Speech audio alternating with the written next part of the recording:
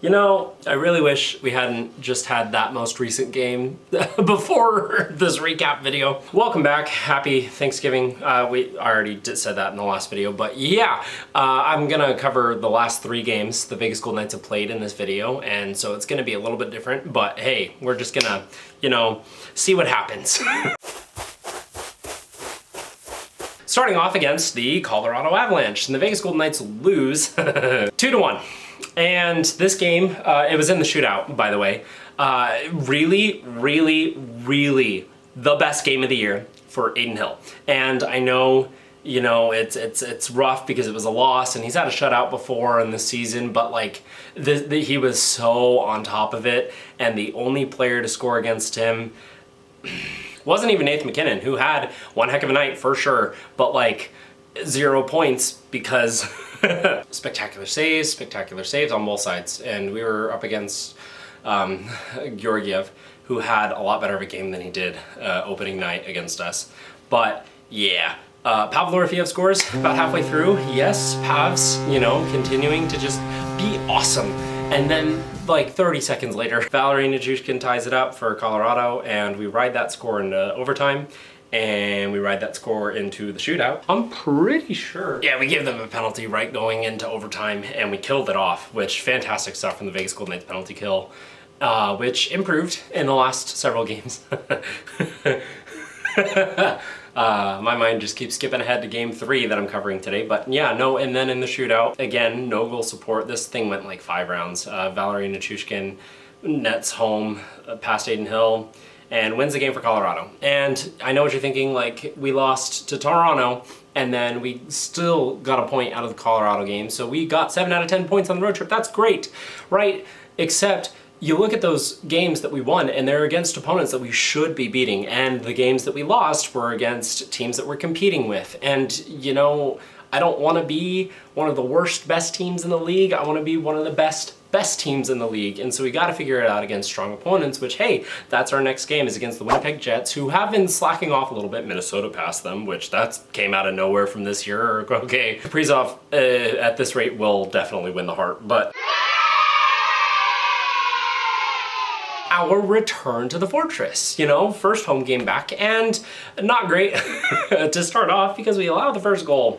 Adin Hill gets in net again, and this one was more of a back and forth where Winnipeg scored, and then we scored, and then we scored, and then Winnipeg scored. They just kept, you know, staying in it, and that was really unfortunate. Brett Howden, Ivan Barbashev, and Brett Howden, both 4 goals. The 4 goals from this game, and fantastic stuff from both of those players. Jack Eichel, also phenomenal night for him. Brett Howden has like he's got his career high in goals in a season at 10, and that was game 24. We have so much left of the season to go for him to only get better and better, and who knows if this is nominally where he has like a 30 goals, like whatever. But hey, pretty good return on investment on that contract so far. Thanks, Kelly McCrimmon. And despite the best efforts from, these are the 2 top power plays in the league, both of them were blanked this game. The penalty kills really stepped up, and especially at the end for Vegas, because Braden McNabb with the tripping call, and Winnipeg didn't pull their goalie, which it wasn't Brossois, or what? Yeah, he left. He's on the Blackhawks. I meant Hellebuck. So, you know, Vezina candidate not playing against us. It was Eric Comrie, and they didn't pull him fast enough, in my opinion, for the extra skater with time winding down, especially because they gained possession and they had 6 skaters. And yeah, their power play's been lethal, and so you want to take a chance on that without risking the empty net, which Vegas can just openly shoot at without fear of an icing call. And that didn't happen. So, you know, hindsight's 20/20, and in hindsight for me, if I'm a Winnipeg fan, I want them to pull Comrie earlier, but it didn't work. And Vegas held down the Fortress to win 4-3 against the Winnipeg Jets, which that felt good. Finally, a win against a good team, a positive team. Our first one since, let's go Edmonton on November 6th, which that's even a little shaky on whether or not Edmonton's a positive team right now. Like they are. No, they are. And then, that was it, right? I don't know why I keep saying 3 games. That was all that happened. There wasn't another game where we lost 6-0 in the first, like, basically period of the game. Now, 2 sides of this coin. 1, we held them to 0 goals throughout the second half of the game. That's fantastic stuff, right? Really good defense. They let off the gas immensely. And I didn't watch this game live because I was driving to the airport to go home back to Georgia, hence my... I didn't change jerseys. Hold on. This was gonna be my setup for Winnipeg. Yay! Vegas Golden Knights lose 6-0. Which, back to that side-by-side, the two halves to that. The good side, where we shut them out for the last half of the game when they completely left their foot off the gas, even though they didn't, but they did. I know, really confusing, really riveting material here coming from the supposed creator, but not Tyler, the creator. Okay, there's too many jokes. Let me get to the point, which is, and then you realize all 6 of those goals came in the first half of the game, which makes it actually worse. There is no positive to that. You got to take that game, completely throw it in the trash, and eat a whole freaking large Sonic milkshake, not sponsored by the way, and you know, have a good cry sesh to Taylor Swift music while you try to grieve the loss on Hockey Fights Cancer Night for Vegas. And we're done facing Utah for the rest of the year, which, I mean, I don't know, I was getting kind of sick of them. Had nothing to do with Logan Cooley scoring in every game against us. Had nothing to do with Clayton Keller continuing to prove why he is the captain of the Utah hockey franchise. Happy birthday, my brother. Yeah, that was his birthday. I'm in the car. I get to a place where you check a bag, and my grandpa texts me, it's 1-0. I'm like, oh, okay, well, we didn't score first. We're in the home building, and we come back from worse, so like, we're fine. And then we get through security, and it's already 3-0. And I'm like, oh, we get to the gate, it's 4-0. Guys, what were you doing? That's a small airport that I was in, and you... Ilya Samsonov had a horrid night. We got Toronto Maple Leafs, Ilya Samsonov, which, yeah.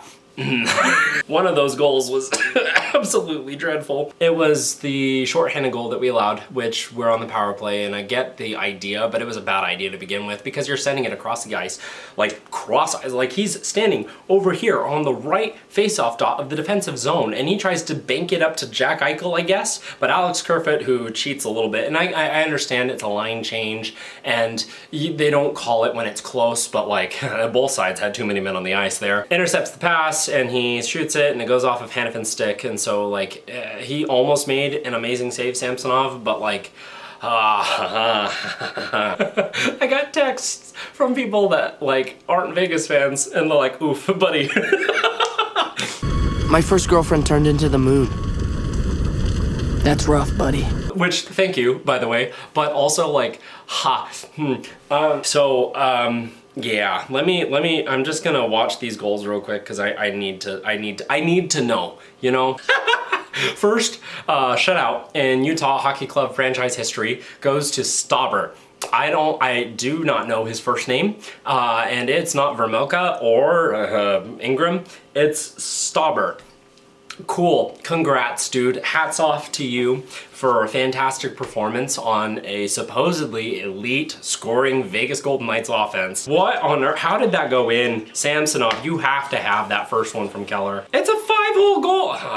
Here it is. One last thing. Hannafin has been not great this season to start off, and he had a fantastic playoff series last year against Dallas, and really since we picked him up from the trade deadline, he was really good for us, and so I was really excited about the extension, and it's not looking great right now, but I like, it's still really early in the season, and we've got a long contract to go, so you can either hate on him as much as you want and just be really like sad and mad, or you can try to be optimistic about still where we're at in the standings, which is top of the Pacific Division, and just hope that we can see him turn around, as I'm sure he didn't forget how to play hockey. Like, he should be fine. It's like immediately to start the second period when they get their 5th goal. That is... Oh, man. Oh, Sammy, what are you doing, dude? Sammy is so far out of his net. What are you doing, dude? And he just sat there. Oh, if I was watching I would have turned it off there. Like we've seen incredible comebacks this year. Not 6-goal, not even like 4-goal comebacks. Are you kidding me? No, I would have been done. I would have waited throughout because they scored 4 in the first. I probably would have just been done there. But yeah, that's terrible. What a terrible game. And we get to reward ourselves with, after that, a really abysmal loss. Like, I hope they... we're facing Edmonton tomorrow. And I think we have a game the day after that too. Yep, against the Ducks. So at home against the Oilers, who they're gonna want to beat us because they're the Oilers, and then at the Anaheim Ducks, which we somewhat struggle with, I guess. So that's great. But yeah, thanks for watching. I would have been so unbelievably pissed if I had to record a video after watching the first period of that Utah game. And I probably would have just recorded it and edited in the final score, and that would have been it. It would have been similar to the whole Nashville game. 9-2 for Steve Dangle. But yeah, no, that would have... But hey, it's December. So... season of giving. Let's make sure to not give them so many goals in the future, and let's win against Edmonton, you know, and then Anaheim, and let's get back to winning and feeling good like I should. But that's gonna be it for games 23, 4, and 5's nightly review. Thank you so much for watching. Have a good night.